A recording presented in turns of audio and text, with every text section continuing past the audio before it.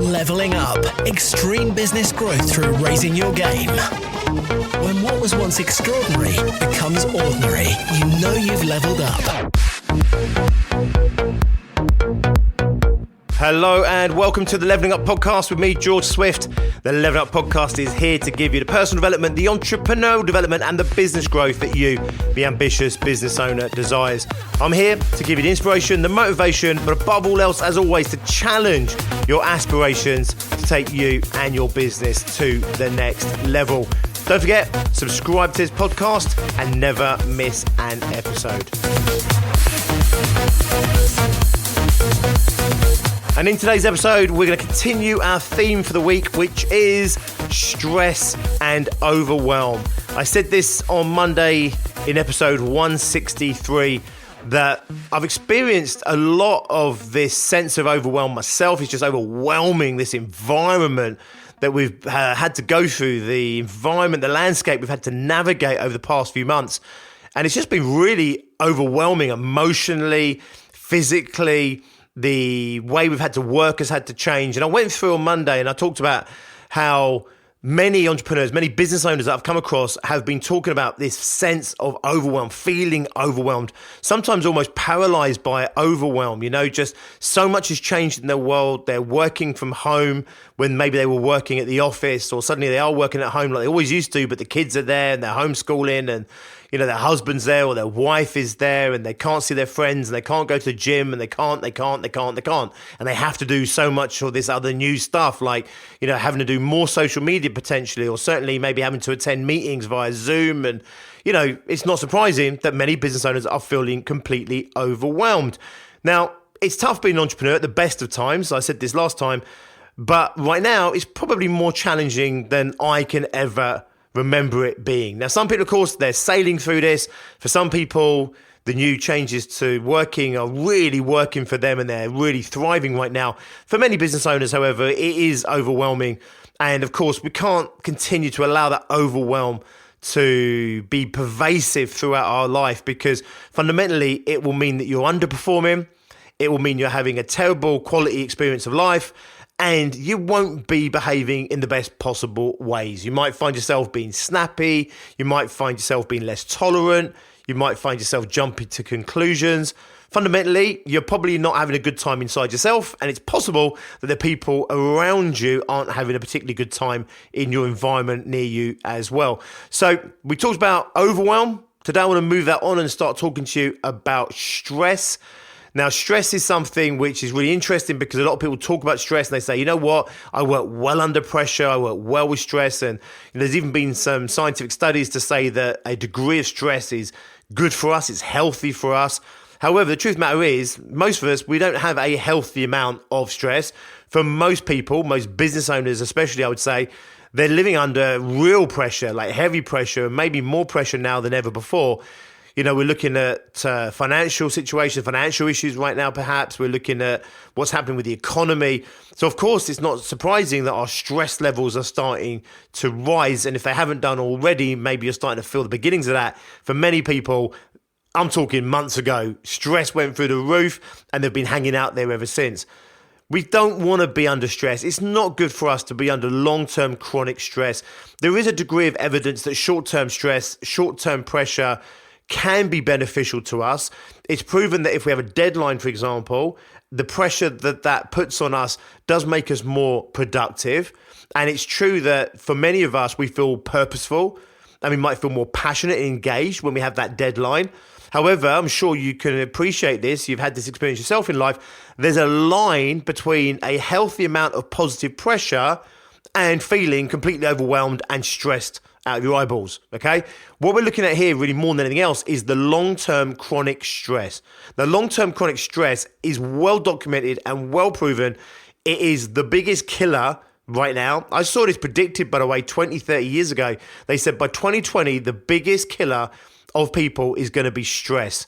Now, no one dies, well, maybe they do. Not many people die instantaneously from stress, okay? It's the long-term build-up. It's heart disease.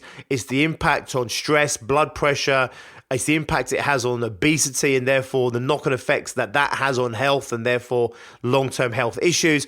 Fundamentally, stress is killing you, it's killing me, it's killing us.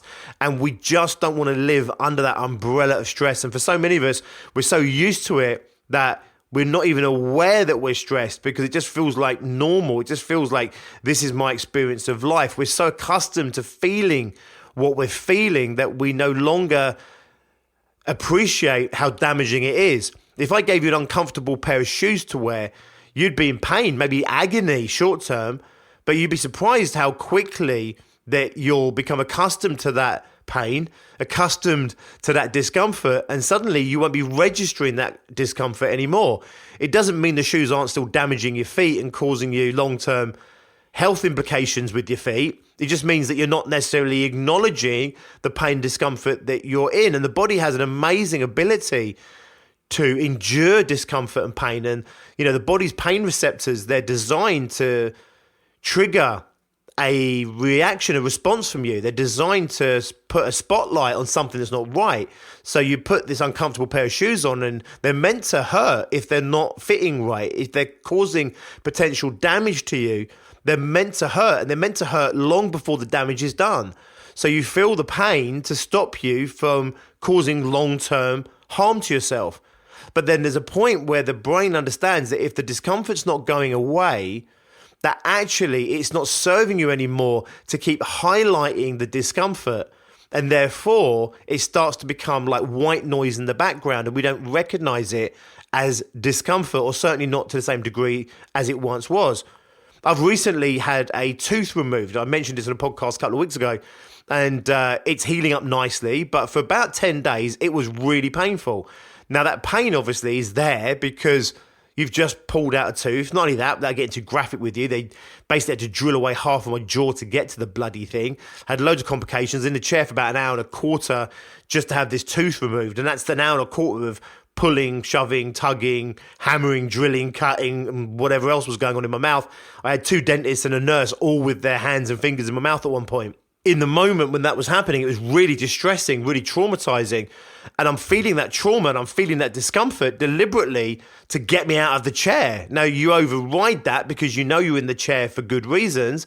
But fundamentally, you can calm yourself to a degree, but you're still having that anxiety and that trauma and that feeling of just, I want to get out of it, I want to leave, I want to run away. And that's the body doing exactly what it's meant to do. That's your brain and your unconscious doing exactly what it's meant to do, which is to get you out of a threatening situation, a harmful situation. But you can override it, and this is what a lot of us do. We stress, we feel the stress, and then we override the stress. We might turn to caffeine or sugar or foods to overcome the tiredness, the fatigue that we feel. So we can push ourselves a little bit harder. We all have lights in our houses. We no longer have to retire when the sun goes down. We turn the lights on and we go again and we go again. We've all got blue screens, our phones, our tablets, our computers, our televisions. And it's been well documented again, these blue screens are artificially stimulating us in ways that we're not meant to be stimulated, and they're meaning we're not getting the same serotonin levels, we're not sleeping as well, and it's having a whole load of knock-on harmful effects. And what we're doing is we're overriding the systems that are designed to stop us from harming ourselves. Then on top of that, it starts to normalize. The discomfort becomes normal. The tiredness becomes normal. The stress becomes normal. The brain realizes that nothing's going to change the environment. Nothing's going to change to this. There's no point feeling the same degree of pain as you were. So it starts to subdue the pain. When I had the tooth removed, it felt really strange in my mouth. If you've ever had a tooth removed, it feels strange. Your tongue can feel every new sensation. You're like, well, my tongue never used to feel my mouth until I had a tooth removed. Well, it is. Your tongue was feeling your mouth. It's just it became so accustomed to what it was feeling that it became white noise. You no longer felt it. You suddenly have a tooth removed. You can feel every jagged edge of a tooth. You can feel the hole. You can feel the tooth around the hole. You can feel the swelling in the gum. You can feel the gum that isn't swollen on the same area. It all feels different. It's your brain highlighting to you that something's changed, something's not right. And then what happens over the course of weeks and then months, your tongue, your unconscious really, via your tongue, gets used to the feeling of the gap and the hole, and suddenly you no longer feel the hole. It's like having a filling where there's a jagged edge to a tooth. It scratches your tongue, it hurts for a little while, and then over a period of time, you get accustomed to it, you get accustomed to how that feels, and then that becomes the new normal. So we've normalized stress. It's become white noise in our life. We override it. We push beyond the mechanisms that are trying to tell us that we're going too hard. Also, we're living a life today, and this is really important for what we're talking about today. We're living a life today that we weren't built to live.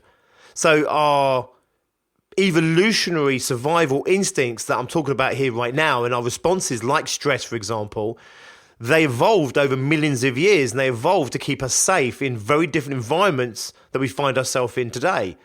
In the animal kingdom, and in our own evolutionary past, most things could be solved by doing more, faster, harder. And that's fundamentally what the stress response is.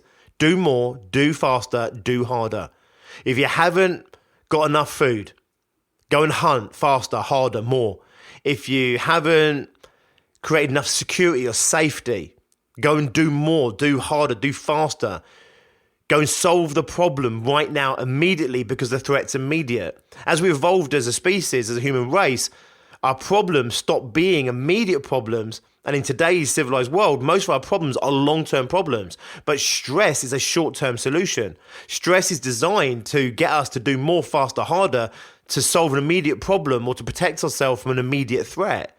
But the threats that you're facing in your business, the threats that we're facing in the economy, for example, or with the backlog of work, if you're feeling overwhelmed, that is a long-term threat. It's not a short-term threat.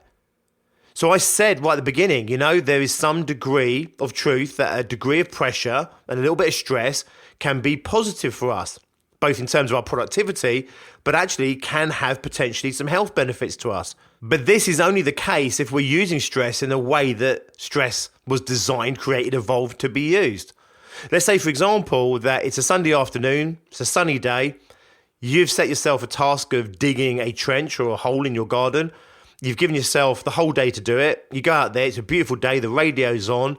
You maybe, have a cold drink and dig a bit, and then you take a moment to just enjoy the weather. You sit down for a moment, then you get up and do a bit more digging, and then maybe have a bit of lunch, and then, maybe even have a beer. And then before you know it, you're over halfway through the day, and you've only dug a quarter of the hole. So in that moment, stress kicks off, pressure kicks off. It's that deadline. You set yourself a challenge, you set yourself a deadline, which is to do this job by a certain time. The threat that in our evolutionary past would have been life-threatening potentially is no longer life-threatening, but the responses are triggered the same way, which is, if I don't do this by then, or if I don't do this, then something bad will happen. There's a threat out there. Now, there's something bad will happen is you'll feel like you wasted a day. You'll feel like you could have done better. You'll feel disappointed in yourself. Or maybe there's some other outcome that it triggers that's a potential threat. It's not going to be life-threatening, almost certainly, but the brain's responding in a similar way, which is the pressure starts to mount. And as pressure starts to mount, stress levels, so cortisol and other brain chemicals and physical chemicals and biology starts to play its part, and we start to get tunnel focused. And that tunnel focus is a really strong, powerful tool, because now it's no longer about the birds tweeting. It's no longer about whether my back aches a little bit or hurts a little bit. I'm meant to override that. That's what stress does. It's no longer about the next beer. It's no longer about anything else. It's about getting this bloody hole dug. So what happens in that moment of realization that you're not going to get it done, that moment of realization that you don't have enough time to do what you need to do, mounts the pressure in you, which creates a level of stress in you, but there's a deadline and there's an end to it. And you probably feel more purposeful than you did for the first half of the day. You're working twice as hard, maybe 3 times, 4 times as hard. You're more tired, you're working harder, but the satisfaction and the joy you're feeling could be increased even because you feel purposeful. And that's another thing that this does. You start to feel purposeful and deliberate. You feel productive. And this all returns a whole bunch of reward chemistry in your brain. Fundamentally, the upshot is you feel good. You feel good. You feel purposeful, happy. You feel like a job well done when you get to the end of it. And the moment you complete the job, you stand back, you look at your trench, you look at your hole, and you say, nice one. Nice one. And to some degree, the more tired you are and the more physically exerting it was, the more challenging it was, the more rewarded you're going to be for that. So actually, the brain actually rewards us for working hard towards things. Why? Well, that's obvious, isn't it? Because if we didn't have that reward system that made us feel good about achieving something, then we wouldn't be driven to go out and achieve it. So dopamine kicks in and floods your body and your brain. And it's a beautiful reward chemical that makes you feel really good and really great. And it makes you feel, just high. And that sense of achievement and all these feelings that we have. And the brain knows that. And therefore, it makes us want to go out and get that again. You hear about adrenaline junkies, what they really are. It's not adrenaline junkies. They're really dopamine junkies. They want that hit, that fix, And then what happens is you get to the end of the trench. The job is done. You have that big sense, that big sigh. It goes, and you can relax. You can enjoy the work you've done. You can feel proud of what you've done. You get all the reward chemistry and it's over. That little bit of stress, that little bit of pressure has been good for you. It's given you a good positive experience of life. It's been productive and it may or may not. It looks like there may be some real health implications to that little bit of stress. That isn't the stress that you're experiencing right now, almost certainly. The experience of stress that you're having right now is this overwhelming stress, maybe even anxiety, maybe even fear that you can't get enough done. You're not doing enough, that you can't make things work the way you want them to work. There's a frustration, a tension within you, and it's one that doesn't go away because there is no end to it. There is no metaphorical trench or hole to dig. It's a never-ending pile of work and, it's like digging the hole, but it's filling itself back up with earth and you've got to keep digging and you're not getting anywhere. And then you start to get overwhelmed. Go and listen to Monday's episode if you haven't done so already. You start to feel stressed. That stress doesn't go away because instead of sitting back and saying, job well done, you go to bed exhausted, knackered. You've compromised maybe who you are as a partner or as a father or a mother or a friend. You've made these sacrifices. You've made these huge compromises. You now feel guilty about what you've done. Not only do you feel guilty about what you've done, there's no reward for this because you haven't done enough. So not only do you maybe feel like you're not a good mum, not a good dad, not a good partner, but on top of that, you don't feel like you're a particularly good business owner either because you never got the job done. The brain will not give you that reward chemistry while it's perceived that you haven't done enough and you haven't done what you need to do to deserve it. It's like, going for a marathon, running 22 miles, you don't get to have the medal. You don't get to have that feeling of accomplishment. You'll feel like you failed. You feel like you didn't do enough. You'll feel disappointed. Well, all this chemistry is designed deliberately. This pressure, this stress, this pain that you go to bed on is designed deliberately to get you to solve the problem the next day. Maybe even to solve the problem that night. That's why some people can't sleep. If I haven't done enough to feed my family, I don't get to go to sleep. My brain will release adrenaline. It will release all kinds of chemicals. What it won't release is melatonin. So I'm not going to go to sleep because how can I go to sleep when I haven't done enough to survive? If I think there's a bear out in the woods that's going to kill me or kill my family, I can't go to bed knowing that I haven't done enough. I'm meant to go out and check again, do patrols. I'm meant to not go to sleep, stay alert, stay on guard. It's like going to bed and you think, did I leave the kettle on? Did I leave the electricity on? Did I leave the back door open? Did I leave the keys in the car? You can't go to sleep. You're not meant to go to sleep. That stress, that anxiety is meant to push you to take short-term action to solve an immediate threat. So you get out of bed, you come down, you check the back door. It was locked. Of course, it always is. You frustrate yourself. You go back to bed. It takes a little bit of time to wind down because you've just had a shot of adrenaline, which is the equivalent of having a double espresso as you were laying in bed. So it's going to take a little while to wind down, but fundamentally you've done what you need to do. You can relax a little bit. The chemistry starts to leave your bloodstream and melatonin gets released and you'll go to sleep. Job done. That's not the stress that we feel, and that's certainly not the stress that I'm talking about right now. The stress we have right now is I didn't do enough today. And I go to bed because I've got nothing left in me.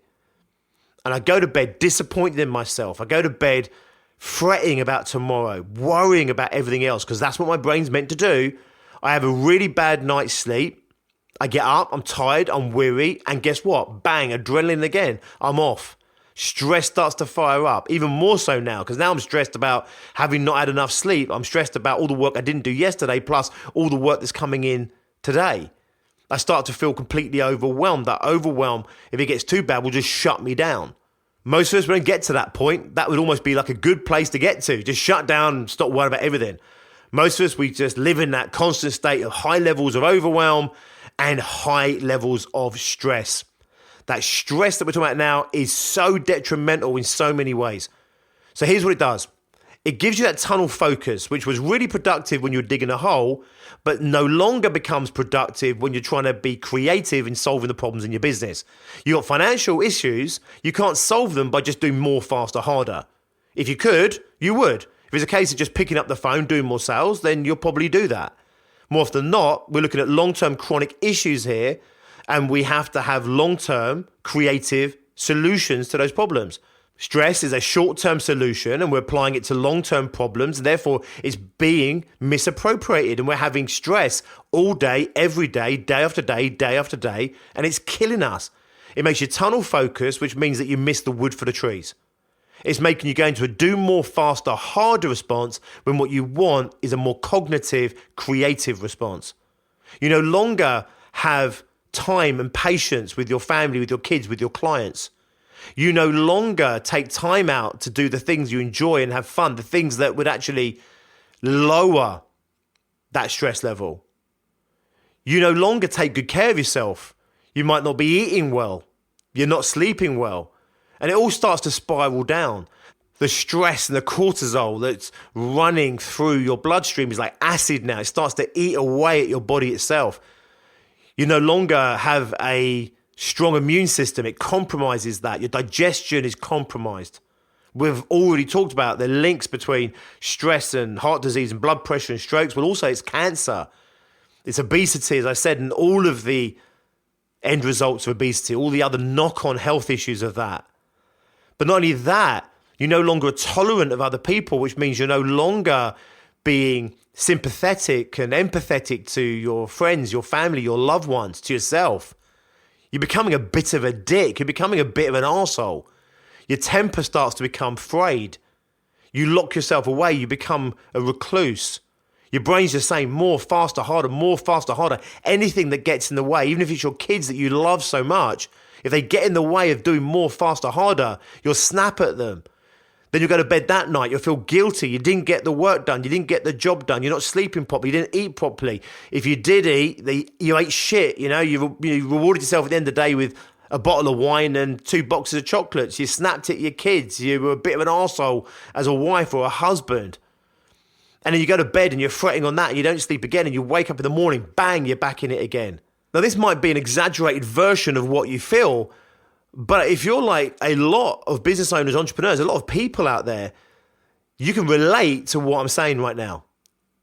And given the set of circumstances we find ourselves in as small business owners right now, given the economy, given the lockdown, given the restrictions to our movement, the restrictions to us doing business the way we want to, it's not surprising that stress levels are going through the roof. We know this. We know that domestic violence has gone through the roof. We know that abuse of children has gone through the roof. Fundamentally, people didn't show us how to manage our stress. We were never taught how to manage our stress.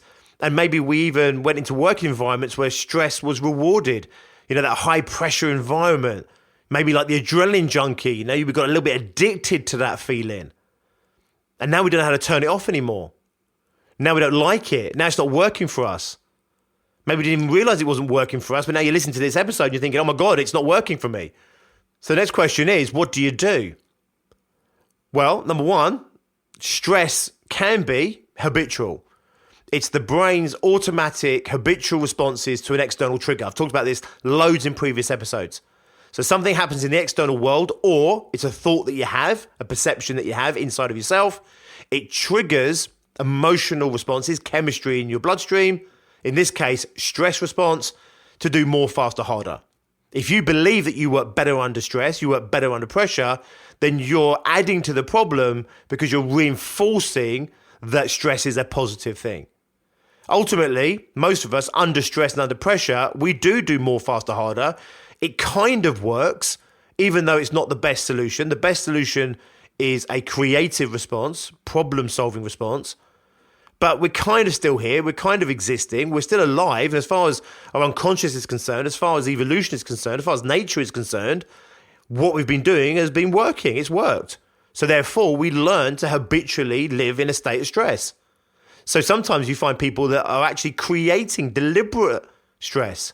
They're deliberately self-sabotaging, you might call it, themselves to be in stressful environments, to create a stressful working environment for themselves. So they're deliberately taking on too much work, or they procrastinate for a week and then have to get the work done in a day. Does that sound like you? If you were the person that used to leave your homework all week and then do it on the bus in the morning on the way to school, the only reason you did that is because of the fear of the punishment of not getting it in. So one of the ways we can start to lower stress, actually, is start to see if we're deliberately creating stress, like deliberately self-sabotaging ourselves because maybe we've just learned that stress is good for us, which it isn't. Our brains got cross-wired at some point.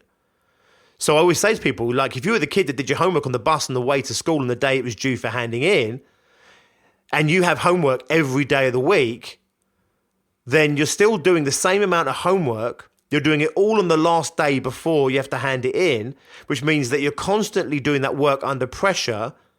And actually, one of the other side effects of this, negative side effects, is that you don't do your best work under that degree of stress.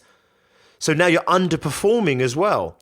So you're doing the same amount of work, but you're underperforming with that work. So it's not the same caliber or quality as it would have otherwise been. And you're creating all this unnecessary stress because you're not actually getting away with doing anything less. So the idea of doing your homework on the last day was supposedly to give yourself a week of not having to do the homework. But if you're having homework every day, it only works for the first week. The first week you put off, and now every week you have to do that homework, but you're doing that work under unnecessary pressures.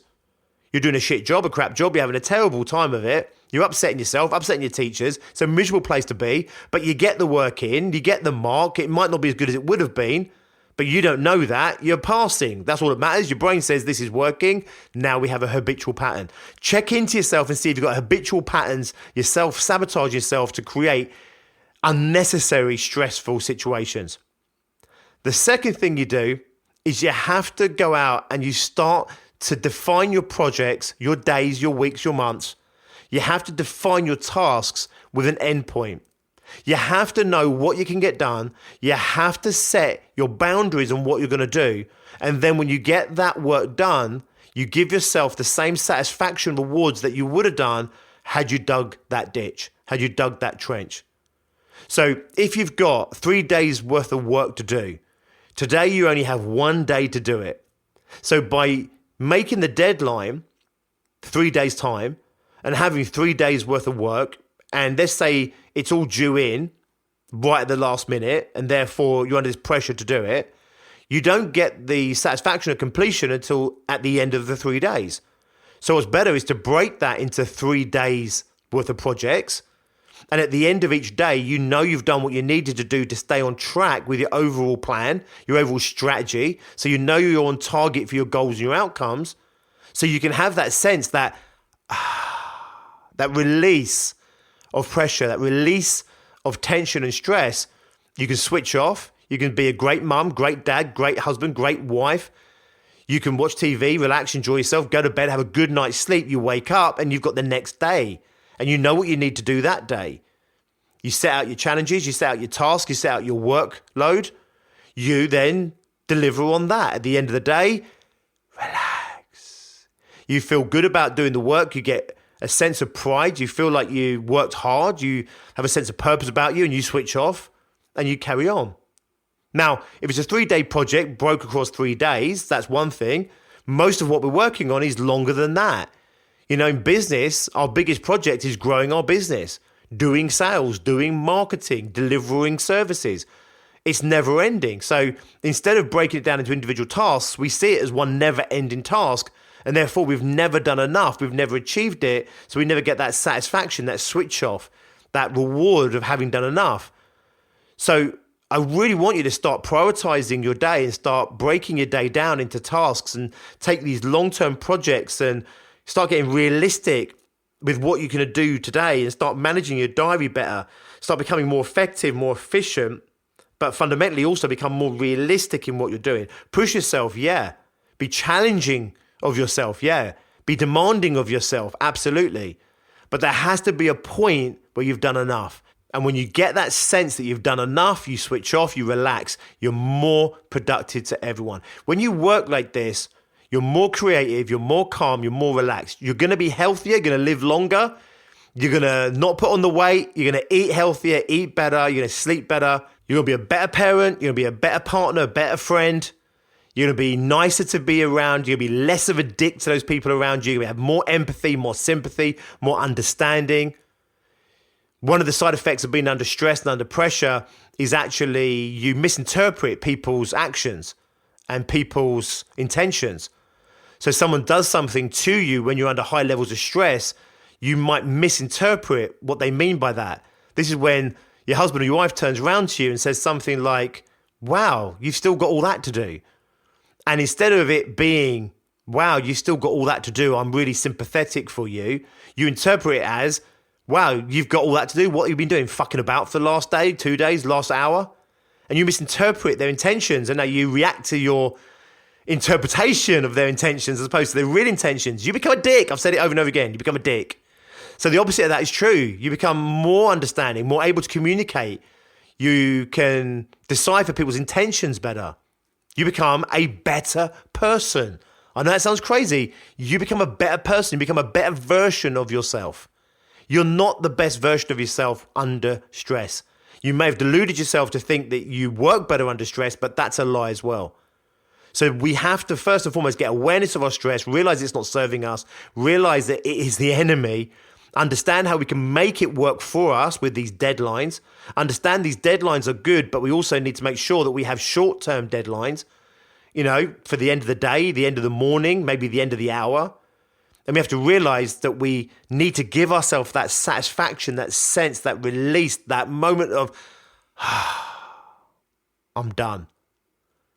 If you do that, you'll lower your stress. Managing stress is a day-by-day basis for most people. It's not something you're going to switch off instantly. It's well worth working at. You're going to live longer. You're going to be more functioning, better functioning, higher functioning. You're going to be a better parent, a better partner, a nicer person. You're going to have a much better experience of life. You're going to like yourself better. You're going to have a much greater sense of reward. You're going to feel good. You want to get on top of your stress. You want to eliminate it as much as possible. Use it where you need it, but you don't want it there day in and day out. Bring in some daily practices. Exercise is awesome for lowering stress levels. Yoga, swimming, running, walking the dog, getting out in nature, relaxing, being mindful. All these things proven to lower the parasympathetic nervous system. They're proven to lower your stress levels. But more importantly than firefighting your stress levels by having practices to manage your stress, start to manage your day, your projects, your ambitions, your goals. Start to manage your business in ways that don't trigger the stress in the same ways. It's delusional to think you're never going to get stressed. It's unrealistic to think that you'll never feel that way again. Of course it is. We just don't want it to become the normal. We don't want it to become habitual. We don't want to live in that place because over the long term, it will kill your business and it will almost certainly kill you as well. That episode was for you, the stress monkey, the stress head. That was all for you. I get it. It's really tough out there at the moment. It's tough in business anyway. I get it. Entrepreneurs generally do seem to be amongst some of the most stressed people as well. I think it's partly because all the burdens they're under, the responsibilities, the workload. I also think it's maybe a bit of the nature of the makeup of what we are. We push harder, we drive harder, we have higher expectations of ourselves. And all that stuff is great, but we just need to make sure we take care of the machine, and we want to make sure that we have the experience that we want to have of business and the experience we want to have of life. Just want to take a moment to draw your attention to the six-figure fast track. If you are a small, ambitious business owner and you've yet to hit 100K turnover and you want to know what's it going to take to hit 100K in the next 12 months or less, then get yourself booked on the six-figure fast track. On the six-figure fast track, I take you through the six-figure mindset you need to have in place, the six-figure business model, and the six-figure methodologies the day-to-day activities that you need to be doing and the stuff you need to definitely not be doing that's going to get you onto your own fast track to extreme business growth. We're in strange times, funny times, I get it, but the rules of success, they haven't changed, and the rules of the six-figure fast track, they haven't changed. It's just more important than ever that we double down on doing the right things for where we are in our business right now. This masterclass, this webinar is designed specifically with you, the 5-figure service-based business in mind. Maybe you're doing 20, 30, 40, 50K, maybe even 60, 70K, but you've not done 100. Maybe just starting out and you're doing your first £10,000. If you want to know what's it going to take in order to create a successful business and get it over that 100K mark, then get yourself on the six-figure fast track. You'll find it at biggerbrighterbolder.co.uk/fast track. I'll drop the link in the descriptions as well. And when you get to that page, you'll also see some links to some live events we've got coming up where we go through the same content, but it's in an extended workshop environment. It's fully interactive, and there's even a 1-hour Q&A where you can ask me questions about your business that's specific to you right now to help you overcome the challenges that you're facing. Number one, in keeping your business going, but number two, what I believe you are capable of doing, even in the economy we're in right now, whatever might be facing us down the line, you can grow your business. You can get that extreme growth in your business. I've helped businesses go from 50K to well over 100K in a single year. I've helped businesses go from 150 to 350 to 750 to 1.5 million to 2.2 million and onwards in consecutive years. That exponential growth is out there. It's out there to be had. It's still available to you. You just need to make sure you're doing the right thing, make sure you've got the right mindset, and make sure that your business is built in a way that enables you to get that growth. I look forward to seeing you on one of those shortly. Until then, as always, be successful. Leveling up. Extreme business growth through raising your game. When what was once extraordinary becomes ordinary, you know you've leveled up.